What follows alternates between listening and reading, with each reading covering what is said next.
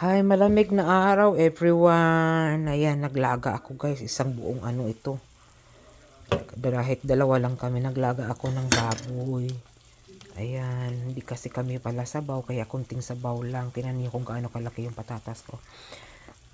Ayan. Kasi malamig na ang panahon. Tingnan niyo kung gaano kalaki. Parang wala nang uulitin. Talaki ng hiwa. By the way, nilakihan ko lang yan kasi sa madurog.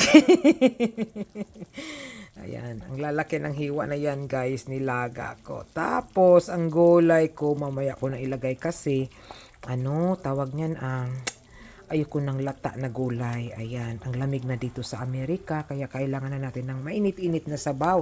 Lalo na pag galing tayo sa trabaho. Diba? Sarap humigop ng sabaw rather than coffee. Sabaw na lang. Tapos, kuha tayo ng sili na mahaba sa garden natin.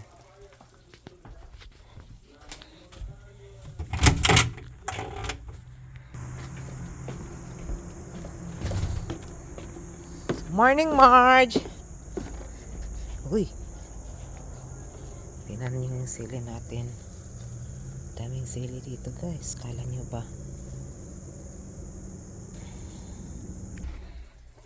Ito na. Gasan muna natin. Tama na siguro to 3. Ayan. Tapos masarap yan pag malambot na malambot, di ba? So palambutin natin ng husto. Uy, malambot na siya. Oo, malambot na siya, guys. So lagay natin yung carrots.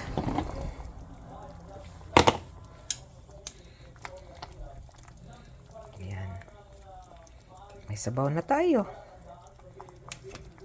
Hindi na lang tayo hindi na lang tayo magluto ng rice kasi para maiwasan hindi tayo kakain ng maparami yung kain ba natin ba. So, ayan na. Thank you guys. Have a wonderful day.